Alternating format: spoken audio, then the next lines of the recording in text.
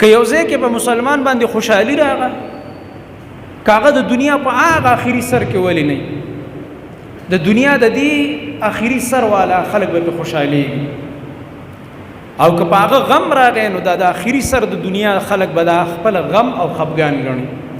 ځکه موږ یو وجود یو کنه نبی کریم صلی الله علیه وسلم فرمایلی چې دا یو وجود دی د الله نبی صلی الله علیه وسلم فرمایلی المؤمن للمؤمن كالبنيان يشد بعضه بعضا دا یو مؤمن د بل مؤمن د پاره د سې لکه آبادی چې دا یو آبادی عیسی دا بل کلکه کړي دا بازو لره کلکې اوس دا سلور دیوالونه دي د یو حال یا د یو کمرې دا د یو بل نه جدا جوړ شي که په یو بل کې ګنډلې شي دا خختم چې معمار لګی نو دا یو خخته د دې دوه خختو په دې خوله کې ګنډي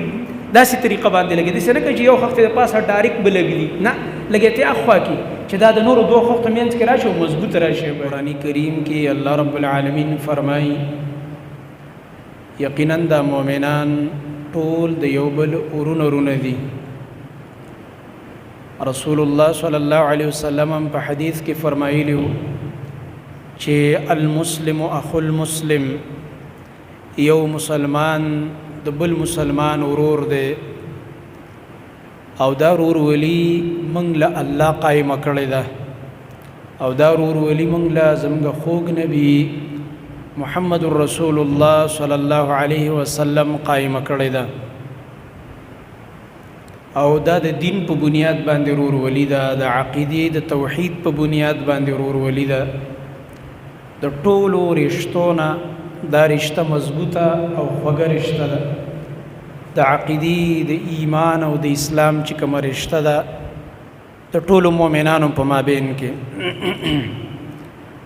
اگر چې د افسوس خبره ده د نبی کریم صلی الله علیه وسلم هم دې ته اشاره فرمایلی و حدیث کې اشاره نه بلکې په صراحت سره فرمایلی چې سره د دې چې نبی علیہ السلام د امت یو کړه او صحابه کرام رونو خو بیا هم څنګه چې مخکنی امتونه ټوکړي شو فرقې او ډلې پکې جوړې شوې یهودو کې یو او یا نصاراو کې دوا او یا د الله نبی فرمایلی زما امت به زر دی چې په درې او یا ډلو کې تقسیم شي او بیا د الله نبی فرمایلی کلهم فی النار الا واحده دا ټول ډلې به ورته ځي یو به پکې بچ کېږي په دې درې او یو کې به یو ډله نجات والی بل حدیث کې راځي هغې ته الفرقة الناجیه وایي نجات والا ډله او دغه رنګه الطائفة المنصوره ورته ویلی کېږي هغه ډله چې د الله مدد به ورسره وي یعنې خلک به دشمنان ختموي به خو الله به نه ختموي او د الله نبی صلی الله علیه وسلم فرمایلی بل حدیث کې دي ته غربا ویلی فطوبى للغرباء خوشحالی ده د پاره د غرباو یعنی هغه خلک چې خلک ورته په ناشنا نظر ګوري د دنیا خلک وي دا بل شان خلک دی وي او حالانکه دا په حق رواني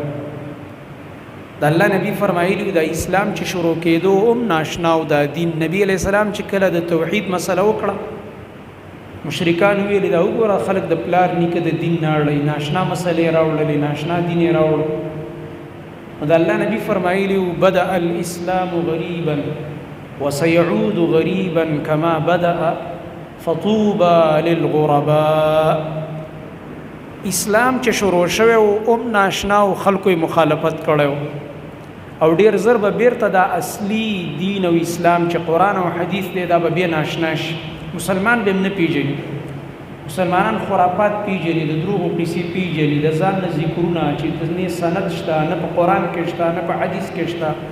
داسې عبادتونه داسې د ځان نه منځونه بعضې جوړ کړي بعضې نور داسې شیونه د ځان نه خپلې اخترونه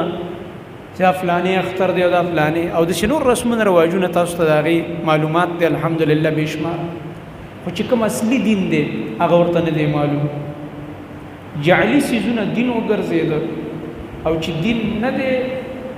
هغې باندې خلکو د دین لیبل لګولی او چې کوم دین دی هغه خلکو ته یاد نه دی او که دی بیان که خلکو باندې ناشنا لګي د الله رب العالمین سوچه دین ناشنا شوی دی دا د الله نبی فرمایلی دا دین به بیرته ناشنا کېږي او بیا د الله نبی فرمایلی او خوشخبری ذکر کړه زیر فطوبى للغرباء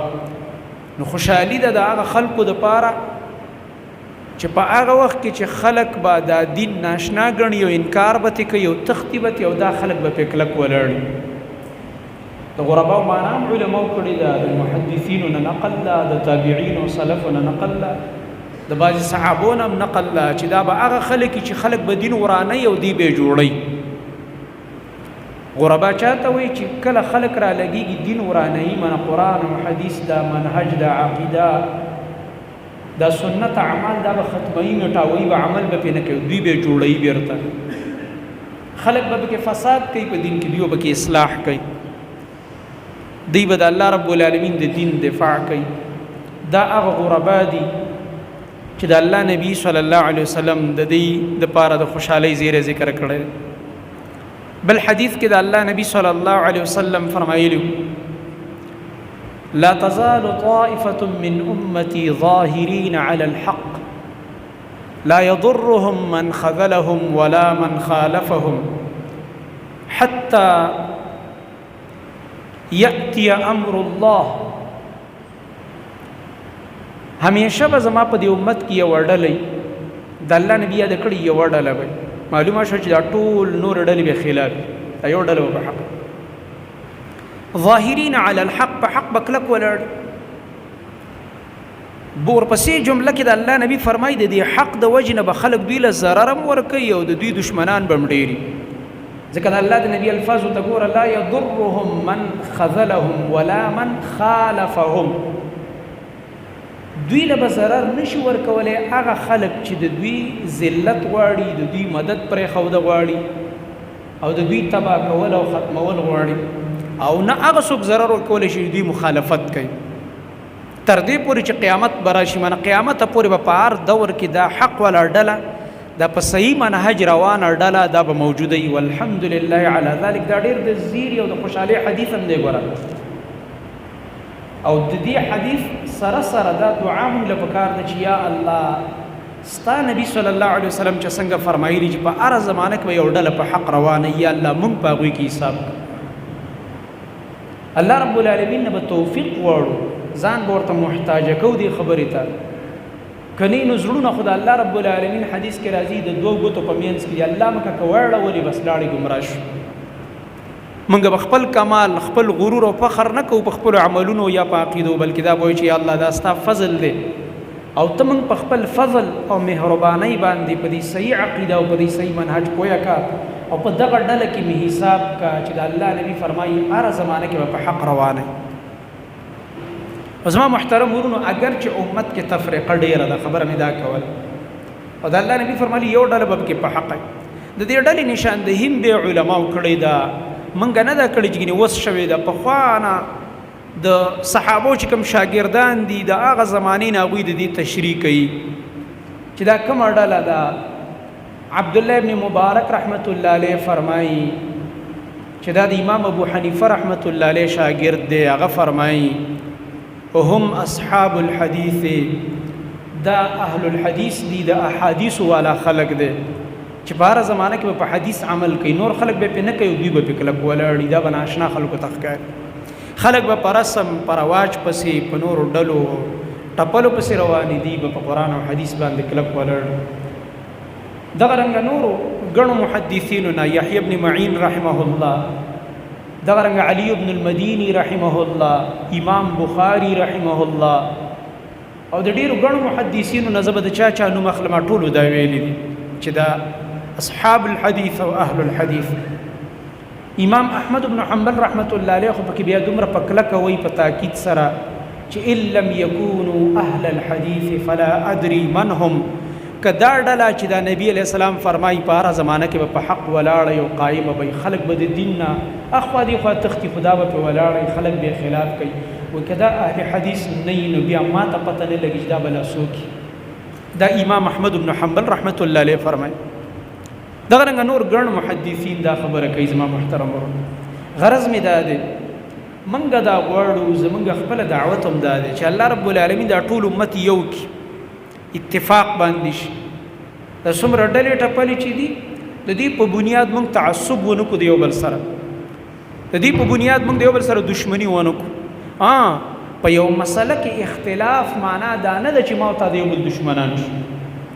یو مسله کې به کله کله اختلاف د دوه صحابه کرام رضی الله عنهم په مابین کې مراد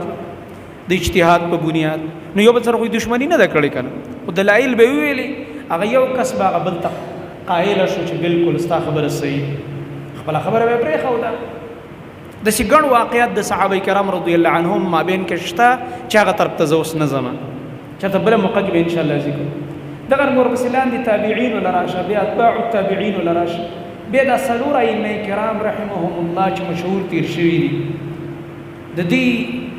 د خپلو شاګردانو سره بحثونه شوي دي. ضد او عناد یې نه دی کړی، د استاد خبره به خطا وه، شاګرد به حقه وه، ضد به یې نه کوو. زمونږ د خلکو په شان ته ضدیان نه وو، شاګرد خبره به یې ومنله. او دغه زمانې مناظرې هم زموږ په شان ته نه وي، زنده آباد او مرد آباد، او زه غواړم چې دا بل ذلیله کړم او غواړي چې ما ذلیله کړي. نه دا خبرې نه وي. په دین ځان پوه کول به یې ته وایه که ستا خبره حق چې زه یې ومنم، داسې به انابت به یې کوو، په دې جذبه به لګیا وو. په میاشتو میاشتو مناظرې په تاریخ کې لیکلی شوي، میاشتو میاشتو چې نه پکې جګړه راغلې، نه پکې سخته خبره، نه ګستاخي، نه کنځل، ناستی او روزانه دلایل وای په مسله کې بحث کې، خدر وروالی، خدای محبت په مابین کې، یو بل پسې منځونه کوي، یو بل سره ډوډۍ خوري، یو بل سره چې کوم دی هغه خمزیدار د ښایسته اخلاقو برتاو کوي، چې ورته ګوري چې یاره د دې بل خبره حقه ده، بس دا خبره مني. دا د هغه زمانې طریقه وه، د هغه زمانې دا مزاج و چې خلکو به خپل ځان په بل نه اوچتو، د دلیل د اوچتوالي غم به یې کوو چې که دې بل سره دلیل چې زه څوک یم چې زه اوچت شم، چې دا دلیل اوچت شي، دا حقه خبره اوچته شي او زه هم د هغې تابعدار شم. که دا مزاج نن هم په امت کې پیدا شو، دا ټول امت به په اتفاق د اجتهاد په بنیاد، که د یو رایه ده او د بل بله رایه ده، نو په دې باندې دشمني او اختلاف هغه نه دی پکار. موږ ټول یو امت یو. کفار نن موږ ته په یو نظر باندې ګوري. نن چې دا ټول عالم اسلام کې دا څه حالات روان دي ستاسو مخې ته دي، دې حالاتو باندې لږ نظر واچوئ، او بیا د مسلمانانو په صفونو کې دننه چې کوم تخریب کار دي او هغه لګیا د کفارو دپاره کار کوي، دې باندې لږ نظر واچوئ. څومره خطرناک او عجیبه حالات روان دي، څومره عجیبه صورتحال روان دی. نن که یو ځای کې په مسلمان باندې خوشحالي راغله، که هغه د دنیا په هغه آخري سر کې ولې نه، د دنیا د دې آخري سر والا خلک به پې خوشحالېږي، او که په هغه غم راغی نو دا د آخري سر د دنیا خلک به دا خپل غم او خفګان ګڼي، ځکه موږ یو وجود یو که نه. نبی کریم صلی الله علیه وسلم فرمایلی چې دا یو وجود دی. د الله نبی صلی الله علیه وسلم فرمایلی المؤمن للمؤمن کالبنیان یشد بعضه بعضا. دا یو مؤمن د بل مؤمن دپاره داسې دی لکه آبادي چې دا یو آبادۍ عیسی دا بله کلکه کړې ده، بعضو لره کلکوي. اوس دا څلور دیوالونه دي د یو حال یا د یو کمرې، دا د یو بل نه جدا جدا جوړ شوي، که په یو بل کې ګنډلې شوي. دا خختم چې معمار لګوي نو دا یو خخته د دې دوه خختو په دې خوله کې ګنډي داسې طریقه باندې لګي، داسې نه کوي چې یو خخته د پاسه ډایرکټ به لګي، نه لګېتی اخوا کې چې دا د نورو دوه خختو منځ کې راشي او مضبوط راشي باندې دا ګنډل دی ته وایي. نبی علیه السلام وشبک بین اصابعه، نبی علیه السلام هم وایي د ګوتو په مابین کې داسې د دواړو لاسونو دا ګوتې یو ځای کې د اشارې په طور، د پویولو په طور چې لکه څنګه آبادي داسې ګنډل یو مضبوطه یو بل کلکوي دا دیوالونه، مؤمن به بل مؤمن کلکوي، مضبوطوي به، کمزورۍ ته به یې نه پرېږدي. او دغه رنګه نبی کریم صلی الله علیه وسلم دا فرمایلی وایي یو مسلمان چې کوم دی هغه د بل مسلمان ورور دی. مثل المؤمنین فی توادهم وتراحمهم وتعاطفهم كمثل الجسد اذا اشتكى منه عضو تداعى له سائر الجسد بالسهر والحمى. دا الله نبی صلی الله علیه وسلم فرمایلی وای د مؤمنانو مثال یو مؤمن د بل مؤمن د پاره څنګه دی؟ مثل المؤمنین فی توادهم وتراحمهم وتعاطفهم. په خپل منځ کې مؤمنان د یو بل د پاره په یو بل باندې په رحم کولو کې، په مینه کولو کې، په ترس کولو څنګه دي؟ دا داسې دي کمثل الجسد، لکه د یو بدن په شان. دا ټول مؤمنان مشرق نه مغرب، شمال نه جنوب پورې دا یو بدن دی. لکه څنګه چې د بدن اذا اشتکا منه عضو، کله چې درد راشي د دې بدن په یو اندام ستا دردمن شي، الله مکه یو نوک دې چرته واوړی د زخمی شي، نو څه چل کېږي؟ تداعى له سائر الجسد بالسهر والحمى. په دې ټول بدن باندې د دې یو اندام د درد د لاسه بې خوبي او تبه راشي، بدن له خوب نه ورځي، خوږ شوی خپه ده، نوک د خپې مات شوی دی او سترګې له خوب نه ورځي، خوله چې کوم دی هغې له خندا نه ورځي، د چهرې هغه ترتیب بدل شي، غمجنې شي، پته لګي انسان ته چې ګور یاره سړی ګوره دا چهره څومره د خفګان او د هغه درد نه ډکه ده، ځکه چې تکلیف پرې راغلی. دا ټول اندامونه دا د دې یو اندام سره دا ټول بدن غمرازي کوي. که چېرته په سر کې معمولي ځای زخمي شو نو خپه دا نه وایي چې زه به ډاکټر له نه ځم، هسپتال له همدا خپې منډې وایي، کنې خپې خو ټیک دي، خو دا د دې سر غم کوي. څنګه چې دا بدن د قشانته یو اندام باندې تکلیف راشي او دا ټول وجودي محسوسوي، دغه شان د مسلمانانو په ټوله دنیا کې چې په یو ټوکړه باندې درد او تکلیف راغی، په یو ځای کې د یو مسلمان خور تکلیف، د یو مسلمان ورور تکلیف، د یو مسلمان بچی او ماشوم تکلیف، د یو مسلمان سپینګری تکلیف، دا به زموږ د ټول امت مسلمه تکلیف شریک دی. دا په دې باندې به ټول دردمن کېږي، په دې باندې به ټول چې کوم دی هغه غمجن کېږي. زما محترم ورور، د الله نبی صلی الله علیه وسلم دا مثال ذکر کړی چې مؤمنانو له پکار ده چې دغه شانته دردمن شي په دې باندې. دغه رنګ د الله نبی صلی الله علیه وسلم دا هم فرمایلی چې دا مؤمنان په خطبه د حجۃ الوداع کې هم دا فرمایلی او فتح مکه کې هم دا فرمایلی نبی کریم صلی الله علیه وسلم. د مؤمنانو د یو بل د وینو، د مال او د عزت د تحفظ ګارانټي نبی علیہ السلام ورکړه. او وی فرمایل د الله نبی صلی الله علیه وسلم کله چې رسول الله صلی الله علیه وسلم وی د دجال تذکره فرمایله په خطبه د حجۃ الوداع کې چې کله نبی علیہ السلام حج کوم دغه یو حج کړی دی او په هغې کې د صحابه کرام رضی الله عنهم نه رخصتي اخیستې ده او ډېره ناشنا خطبه فرمایلې ده. د الله حقونه او د بندگانو ټول حقونه ذکر کړي دي، د کمزورو حقونه ذکر کړي دي چې په هغې کې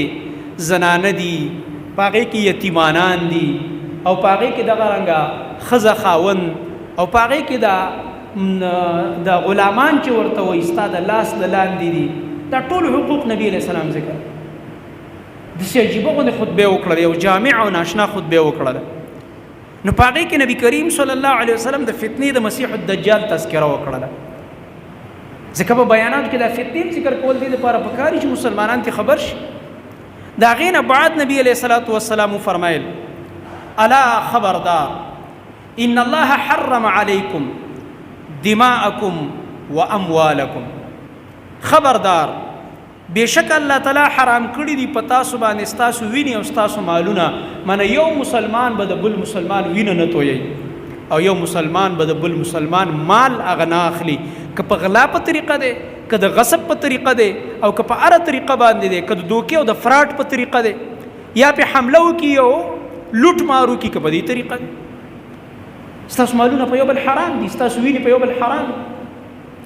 بل حدیث کې راځي رسول الله صلی الله علیه وسلم فرمایل فإن دماءکم وأموالکم وأعراضکم علیکم حرام كيومكم هذا كحرمة يومكم هذا في بلدكم هذا في شهركم هذا. الله أكبر. نبی کریم صلی الله علیه وسلم فرمایل پس یقینا ستاسو وینې او ستاسو مالونه او ستاسو عزتونه علیکم حرام، دا په تاسو په یو بل باندې حرام دي. حرام معنی دا چې د هغې بېعزتي به نه کوي. یو مسلمان به د بل مسلمان وینه نه تویي، د هغه مال به نه اخلي په ناروا طریقه باندې، د هغه عزت به نه اخلي، د هغه ناموس به نه اخلي، که په هره طریقه باندې، که د غیبت په شکل کې، که د بهتان په شکل کې، او کدا رنګ په بل شکل کې دا هغه بیزتی کوي. او بیا د الله نبی صلی الله علیه وسلم فرمایل دا داسې حرام دي که حرمت یومکم هذا، لکه څنګه چې ستاسو د دې نن ورځې حرمت دی. دا څه ورځ و نبی علیه السلام چې خطبه کوله؟ یوم العرفه ده کنه، د عرفې ورځ عزتمنده ده کنه؟ ده څوک دا کولی شي او مسلمان دا زړه کولی شي چې د عرفې د ورځې بېعزتي وکړي؟ څومره په احترام ورته مسلمانان ګوري. په ورځو کې دا داسې ورځ ده لکه په ټول کال شپو کې ليلة القدر. موږ د ليلة القدر څومره احترام کوو او د الله نه دعا غواړو چې یا الله د دې شپې عبادت هم نصیب کړه، چې توبه وباسو، ګناهونه معاف شي، روژه په ختمېدو ده، استغفار غواړو. اللهم انك عفو تحب العفو فاعف عني، دا ذکر پکې نبی علیہ السلام ډېر کوي چې معاف شي. روژه په ختمېدو ده چې معافي خو درته وشي. دغه شان په ټول کال کې په ورځو کې دا عجیبه ورځ ده، دا یوم العرفه، چې د یو روژې په وجه د 2 کالو ګناهونه معاف کیږي. او څومره چې الله په دې ورځ د جهنم د اور نه بندگان آزادوي، په بل ورځ نه آزادوي. او الله په دې ورځ ملائکو ته وایي زما دې بندگانو ته وګورئ کنه دوی څه غواړي. مطلب په الله فخر کوي د خپل بندگانو په عبادت، د دې په جړه، د دې په بندګۍ. چې څوک حج له نه تلي هغه روژې، او چې څوک حج له تلي په عرفات کې هغې جاړي الله ته جړاګانې. الله رب العالمین ملائکو ته وګوره زما دې بندگان دوی څه غواړي؟ خو د الله رضا غواړي، جنت غواړي، د جهنم نه پناه غواړي. نو دغه ورځ څومره محترمه ده. دغه رنګه څنګه چې د دغه ورځ عزت دی. او بیا د الله نبی فرمایي فی بلدکم هذا، او لکه څنګه چې دا ښار دی، کوم ښار کې نبی علیہ السلام ولاړ دی؟ مکه مکرمه. مکې ته چې څوک لاړ شي حج یا عمرې له، الله دې موږ تاسو ټول بار بار بوزي، د هغې نه مړېدل نشته. هغه به چېرته دا اراده زړه کې راولي چې زه د دې ځمکې بېعزتي وکړم، الله مکه الله مکه. هلته خو چې د ګناه په ځای پرېږده، د ګناه اراده دې مو کړله. ومن یرد فیه بإلحاد بظلم نذقه من عذاب الیم. سورة حج کې الله فرمایي که چا په دې حرم په دې ځمکه کې د مکې په ځمکه کې چا د ظلم او د ګناه اراده وکړه، الله وایي زه به ورله دردناک عذاب ورکړم. چې اراده دې په زړه کې راوسته، لا کړی دې کار نه دی، زړه کې به دا خیالونه هم نه راولي نعوذ بالله چې زه به ګینې دلته چېرته ظلم وکړم او ګناه به وکړم. دومره به په پرهیز ګرځي، هلته دومره به په احتیاط ګرځي. الله فرمایي څنګه چې دا ځمکه عزتمنده ده فی بلدکم هذا، او بیا فرمایي فی شهرکم هذا، لکه څنګه چې دا میاشت عزتمنده ده. کومه میاشت کې حج کیږي؟ دې نه مخکې چې وه ذوالحجه، د ذوالحجې میاشت څومره عزتمنده ده، څومره محترمه ده. د حج فریضه پکې ادا کیږي، یوم العرفه پکې راځي، او دغه رنګه ایام التشریق پکې راځي، د غټ اختر ورځ یوم النحر پکې راځي، د قربانۍ ورځ. او په دې کې اعمال الله ته ډېر محبوب دي په اولنو 10 ورځو کې ډېر زیات. نو څنګه چې د الله نبي فرمایي ګوره دا میاشت د عزت ده، دا ځمکه د عزت ده چې دا مونږ پکې ولاړ، او دا ورځ نن ډېره د عزت ده چې یوم العرفه ده. څنګه چې مونږ د دې احترام کوو، دقه شان به یو مسلمان د بل مسلمان څه کوي؟ احترام به کوي، دغه پوره خیال به ساتي، دغه د حقوقو تحفظ به کوي، او دغه رنګه د هغه سره به مینه کوي، د هغه به احترام. خپل منځ کې اختلاف هم راتلی شي، خو اختلاف معنا دا نه ده چې د دې اختلاف د وجې نه دي دوی هغه کارونه وکړي چې هغه د الله رب العالمین د دین نه وتل دي، او د یو بل وینې دي توی کړي، د یو بل مالونه دي لوټ کړي. بیا د الله نبی صلی الله علیه وسلم فرمایي د دینه بعد وایي زر دی تاسو به د الله سره د قیامت په ورځ مخامخ کیږئ، او د دې خبرو به الله تاسو نه تپوس کوي. د مسلمان د وینې، د هغه د مال، د هغه د عزت، که کوم څیز تا پایمال کړی دی او دې کې د کوم نقصان کړی دی، الله رب العالمین به تاسو نه د دې باره کې تپوس کوي. او بیا د الله نبی فرمایي الا فلا ترجعوا بعدي كفارا یضرب بعضکم رقاب بعض. خبردار زمانه بعد کافران مګرځئ چې کفر کوونکي شي، او بعضې راولګي د بعضې سټونه ووهي، بعضې راولګي د بعضو قتل عام شروع کړي. دا کار مه کوئ. دا کافر لګی د یو بل سره د دنیا په مفاداتو باندې جنګونه کوي، د یو بل سټونه وهي. مسلمانان به دا کار نه کوي. او بیا د الله نبی صلی الله علیه وسلم دینه بعد فرمایل وی که په دنیا کې دا بل حدیث کې فرمایلی دي که په دنیا کې د یو مسلمان په بل مسلمان کوم حق دی تا باندې د چا حق دی دې راولګي او هغه ته دی وایي چې لکه ستا ګوره په ما دا حق دی کېدای شي تا نه هېري نو یا خو به ورته هغه څه وکړي ټیم به ورکړي چې لکه دا حق مې بس ادا کړو میاشت بعد ادا کا زه چې وس دې نه کېږي خو چې کله دې وس وشو کال بعد ادا کا خو ادای کړه او یا به هغه راولګي معافي به ورته وکړي د دې ظلم ورته څه وکړي کېدای شي که مالي حق یا کېدای شي بل ظلم یې ورسره کړی نو یا به هغه قصاص او بدله واخلي یا که مال به تې والي او یا به ورته معاف زه بس معاف مې کړی مطالبه به تې وکړي چې بس معاف مې کړه که نه نو دا حق په ده باندې قیامت پورې پاتې دی غرض مې زما محترم ورونو د ټولو خبرو دا دی چې موږ ټول امت مسلمه نن دا چې ټوکړي ټوکړي ځکه را باندې کفارو را باندې کړي دي نن چې موږ دا خواره واره او تس نس یو ځکه را باندې کفارو را باندې کړي دي او دا د ابتدا د صحابه کرام رضی الله عنهم د دور نه دا شعر روان دی داسې تاریخ تاسو خو جوور وګورئ چې ښکاره کافر دی او ښکاره کافر دی یهودي دی نصرانی دی مشرک دی او ښکاره دی خو چې کوم دا دننه د مسلمانانو په صف کې دشمن دی وخت د سره نه دا امت ټوټې ټوټې کړی دی د ده لږه معلومات وکړي چې دا څوک دی دا څوک دی چې دا هر وخت کافر له لاس ورکوي او زما سره م وایي او ستا سره م وایي دا څوک دی چې هغه دا سازشونه کوي او د مسلمانانو په ملکونو کې هغه دغه رنګه افراطفري انتشار او داسې ماحول جوړوي چې مسلمانان په تحفظ کې نه دي په امن او امان کې نه دي په چین او په سکون کې نه دي دا چې هغه د عثمان رضی الله عنه د تاریخ نه راونیسي چې د هغه خلاف باغیان را پاسېده ظاهره کې کلمه ویلې او ما تاسو ته د مسلمانانو د سب کسان درته یاد د عبد الله ابن سبا تحریک راونیسا عبد الله ابن سبا تحریک سټډي کا بیا برته پته ولې دا څوک دی چې په هر زمانه کې زما سره ټکوي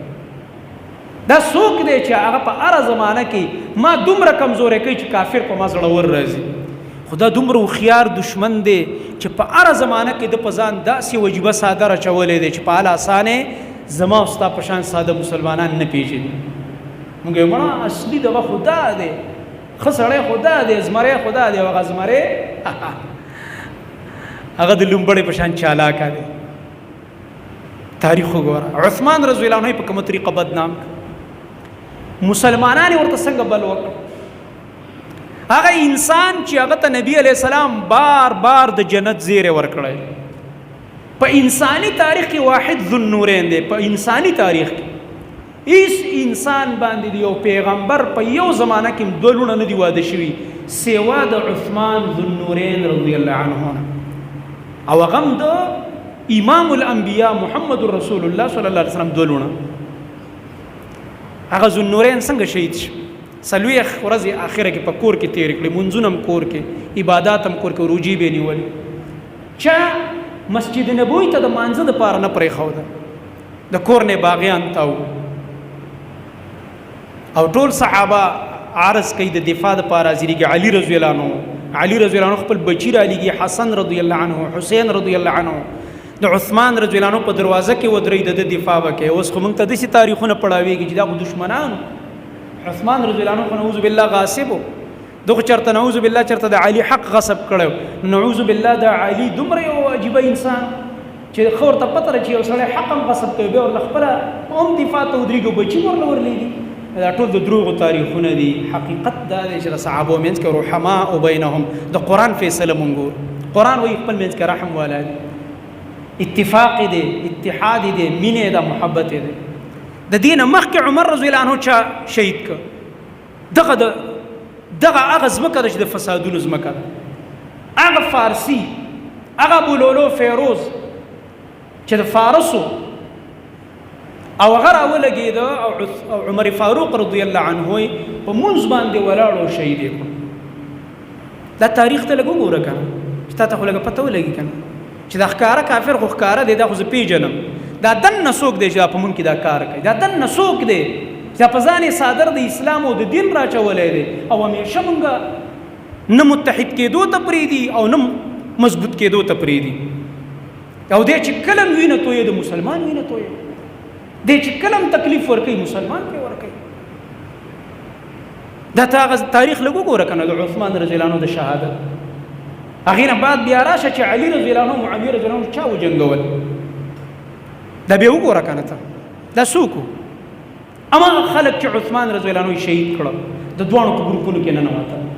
د علي رضی الله عنه طرف ته ننوتل دی خو معاویه رضی الله عنه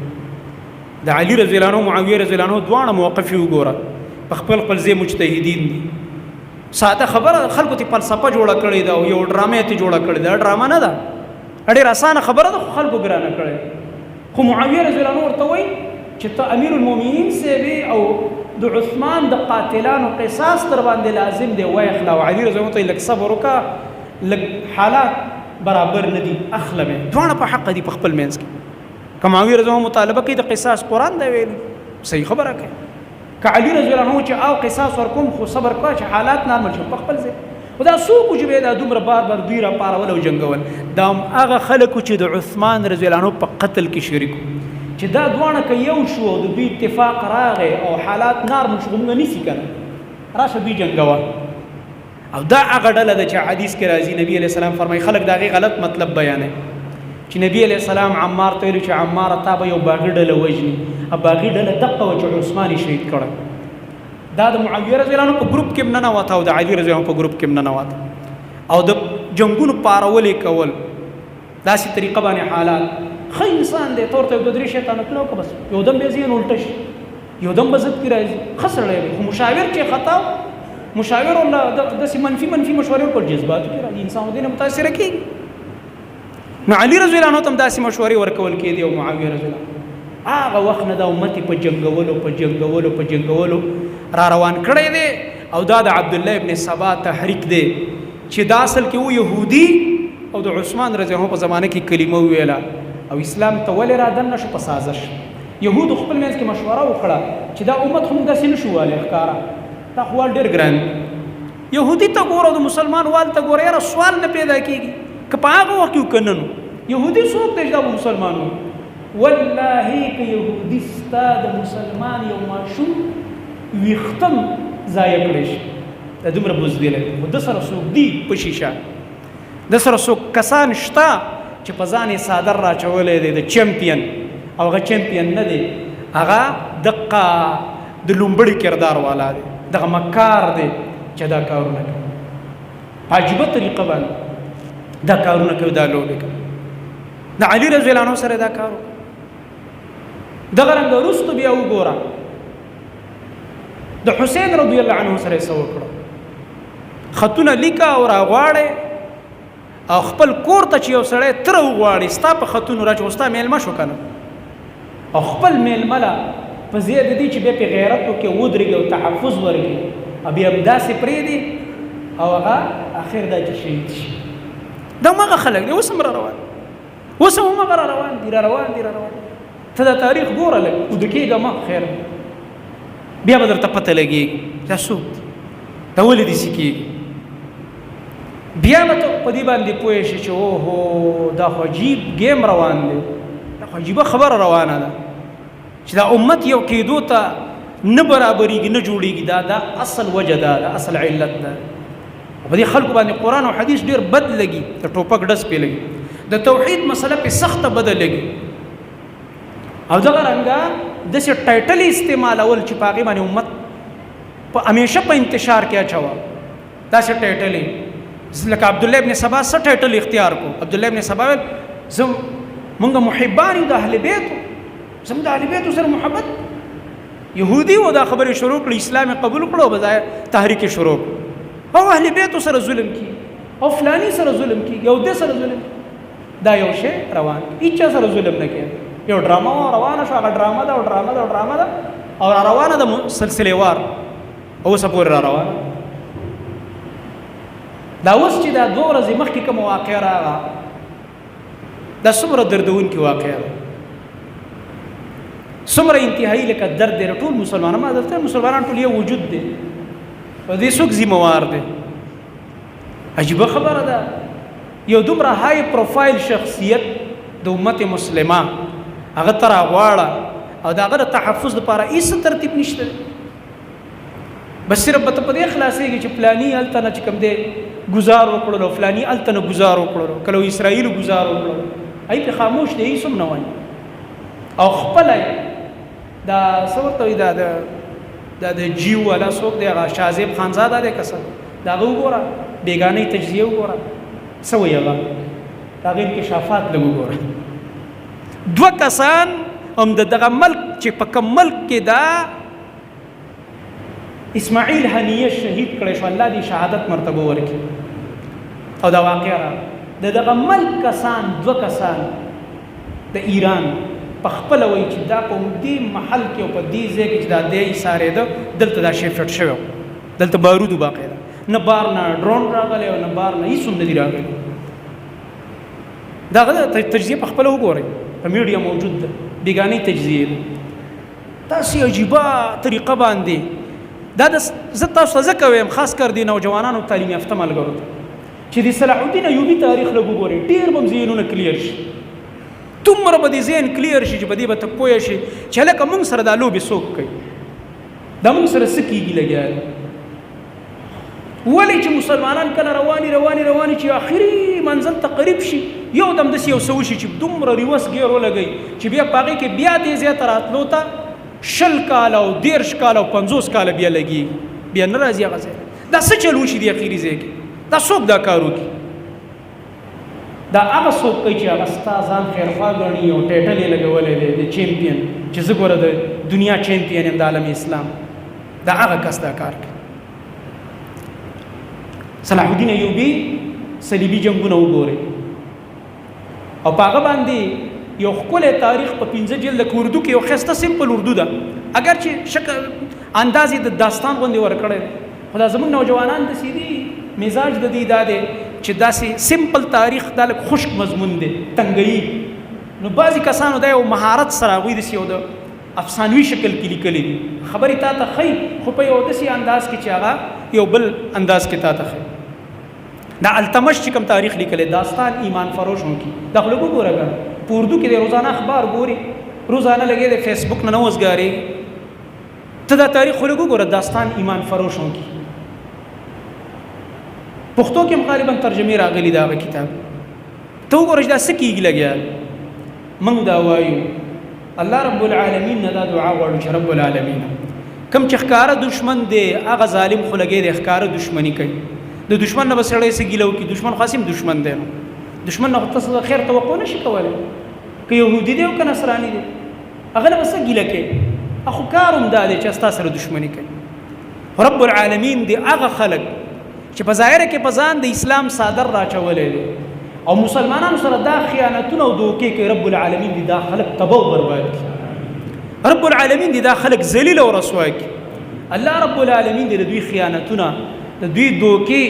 د دوی فراډونه او دوی چې دننه کوم پسې پرده څه کوي، یو ګوره د میډیا مخامخ مخ دی ظاهري شوشا ده، هو فلانی زموږ دشمن او دا وایي هغه زما دشمن او زه به در سره دا وکړم بل زه به یو دا خبرې دي، یو پسې پرده کردارونه دي، هغه جدا خبرې روانې دي، جدا خبرې دا همیشه دا تاریخ ګوره دقسې چلی یو ظاهري حالات یو پسې پرده حالات،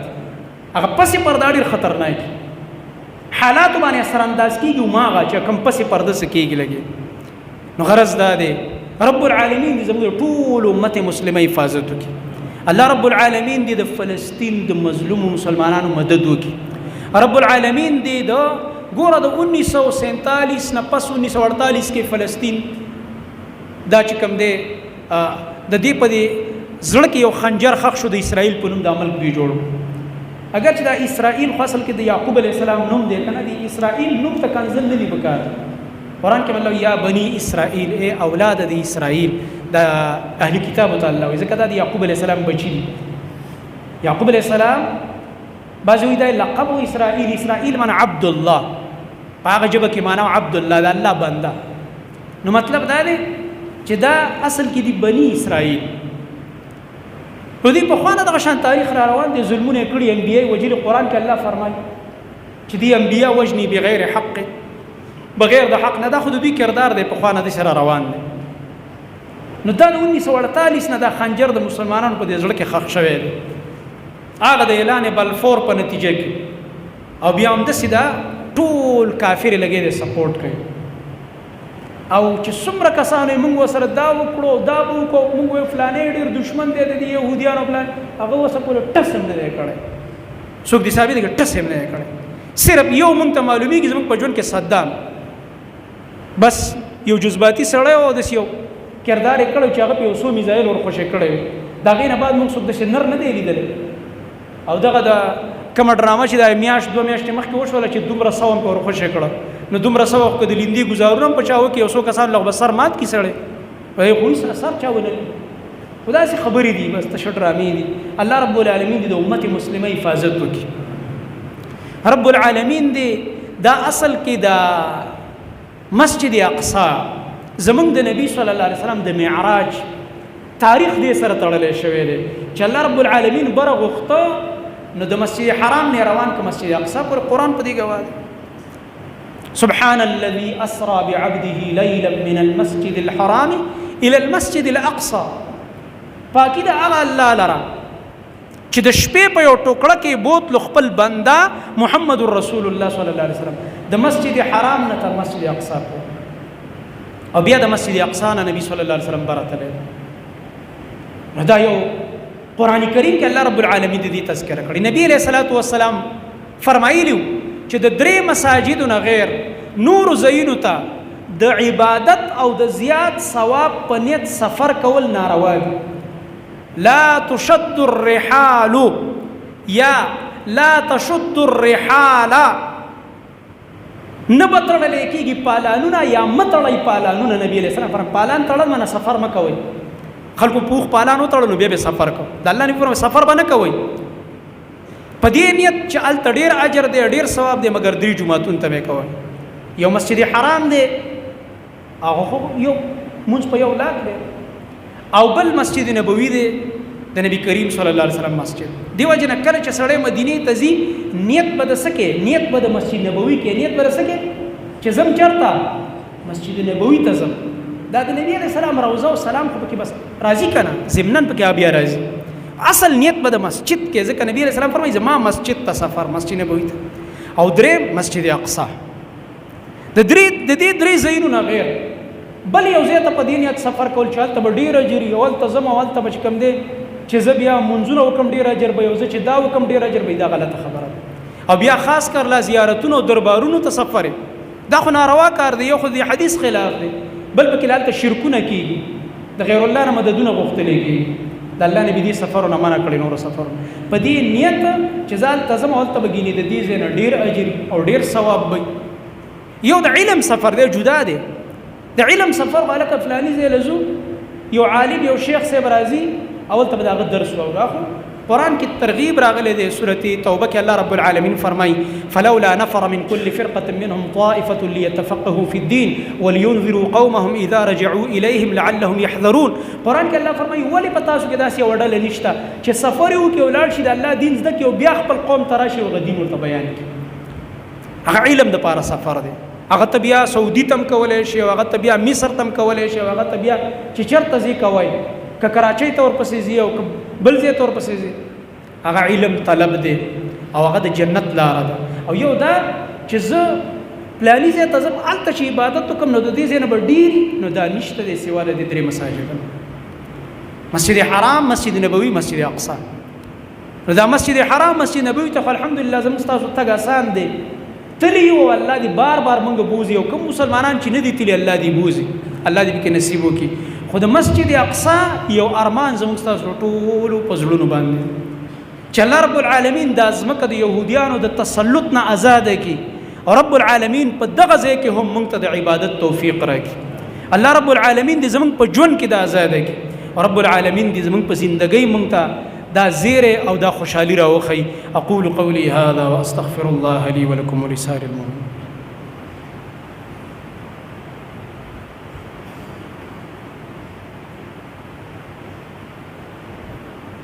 إن الحمد لله نحمده ونستعينه ونستغفره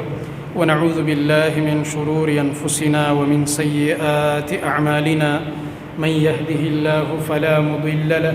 ومن يضلل فلا هادي له وأشهد أن لا إله إلا الله وحده لا شريك له وأشهد أن محمدا عبده ورسوله صلى الله تعالى عليه وعلى آله وصحبه أجمعين. أما بعد فأعوذ بالله السميع العليم من الشيطان الرجيم من همزه ونفخه ونفثه. إنما المؤمنون إخوة. زما محترم ورونو څنګه ما آیت لوسته چې الله رب العالمین فرمایي دا ټول مؤمنان دی بل ورونه دي. نبی کریم صلی الله علیه وسلم فرمایي یو مسلمان د بل مسلمان رور دی. یو خود خپل مسلمان رور کلک مدد پکار دی چې کله استاد الله سو د خپل طاقت رسیږي مدد دی. د الله نبی صلی الله علیه وسلم چې په هر ځای کې په یو صحابي باندې ظلم شوی دی ځان رسول دی او ملګری رسول دی. د خپل مسلمان مظلوم مسلمان باقاعده تپوسې کړی دی او که په یو ځای کې ستا وس نه رسیږي لکه موږ دلته او زموږ مظلوم مسلمانان زموږ نه ډېر لري نو کم از کم یو ډېره غټه ذریعه او لوی سبب رب العالمین چې قبله یو هغه خوشحالي او دعا ده چې کم از کم موږ د مسلمانان په خپلو دعاګانو کې یاد دعاګانې چې کوي څنګه سړی ځان ته دعا کوي خپل والدینو ته ټول امت مسلمه او بیا خاص کر مظلوم مسلمانان دا په دعاګانو کې یادول پکار دي. زما محترم الله رب العالمین دې ټول امت مسلمه حفاظت وکړي. رب العالمین دې ټول امت مسلمه اتحاد او اتفاق نصیب کړي او رب العالمین دې د ټول عالم اسلام په مابین کې امن او امان قائم کړي او الله رب العالمین دې په هغه غیرت ورواچي چې د کفارو خلاف دوی متحد او متفق شي او د مظلوم مسلمانانو تپوس وکړي او کوي نه کړلو. الله رب العالمین ډېر عجیب ذات دی، لوی بادشاہ دی، ډېر لوی بادشاہ. رب العالمین قرآن کې اعلان کړی دی که تاسو نه سمېږئ په دین عمل نه کوئ غیرت در کې نه راځي یستبدل قوما غیرکم الله وایي زه به تاسو لرې کړم ستاسو په بدل کې به بل قوم راولم ثم لا یکونوا امثالکم اب ستاسو په شان بې غیرته بیا نه هغه به ستاسو په شان بې حسه نه ستاسو په شان بې دینه به نه ستاسو په شان عیاش به نه ستاسو په شان نافرمانه به نه زه به تاسو لرې کړم یو غیرتمند قوم به راپورته کړم. رب العالمین دا کار کوي. دا انقلابونه راځي وخت په وخت نو که چېرته مسلمانان نن خپل کردار ونه پیژني رب العالمین ته ګرانه نه ده الله رب العالمین به نور غیرتمند را پیدا کړي. د الله رب العالمین دین نه ما ته محتاج دی نه تا ته محتاج دی. که ما او تا پې صحیح عمل نه کوو الله به نور خلک راوړي.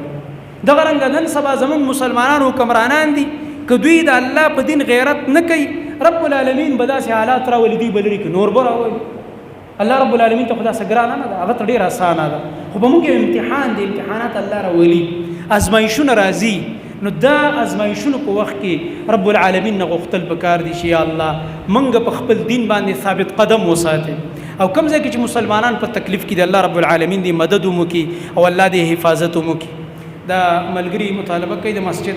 چې دې میاشت کې بلم زیات راغلی اوس ان شاء الله دې نه بعد سولر سیسټم ولګېد الله به حالات نارمل کړي نو د ورځې خو بس سولر باندې کار کېږي او 40,000 روپۍ بل راغلی د مسجد ملګري پکې پوره اخلاص وکړي. خفه نه شئ دا زه مطالبه هم نه کوم دې ته مې وویلې ما زه نه کوم مطالبه خو خفه کېده ویل چې خامخا د اخري یو اپیل راله وکړه ځکه دا خلک هم تنګېږي ما ته معلوم دي د انسان داسې عجیبه شی دی چې ده ته بار یو خبره کې د پې تنګېږي نو ځان مه خفه کوئ او ځان مه تنګوئ په دې خبره باندې او دا ستاسو خپله ګټه ده. که دې کې تاسو څه تعاون وکړئ نو دا څه د چا باندې احسان نه دی نه د چا ذاتي مفاد دی دا د الله رب العالمین دین دی. دا مراکز او مساجد دا ټول په اجتماعي تعاون روان دي. الله دې موږ تاسو ټول له توفیق راکړي صفونه برابر کړي.